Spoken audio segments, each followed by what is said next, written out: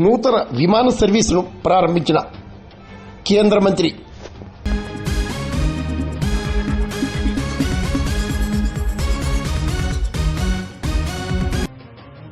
తూర్పుగోదావరి జిల్లా రాజమండ్రి ఎయిర్పోర్ట్ నుండి నేరుగా ఢిల్లీకి ఏర్పాటు చేసిన ఫ్లైట్ సర్వీసును కేంద్ర పౌర విమానయాన శాఖ మంత్రి కింజరపు రామ్మోహన్ నాయుడు ప్రారంభించారు. గురువారం రాజమండ్రిలో ఎంపీ దగ్గుబాటి పురంధరేశ్వరి, కాకినాడ ఎంపీ తంగిళ్ల ఉదయ శ్రీనివాస్, అనపర్తి ఎమ్మెల్యే నల్లమిల్లి రామకృష్ణారెడ్డి ఆధ్వర్యంలో కోలాహలంగా ప్రారంభోత్సవ వేడుకలు జరిగాయి. రోడా చైర్మన్ బొడ్డు వెంకటరమణ చౌదరి, జగ్గంపేట ఎమ్మెల్యే జ్యోతుల్ నెహ్రూ తదితరులు పాల్గొన్నారు.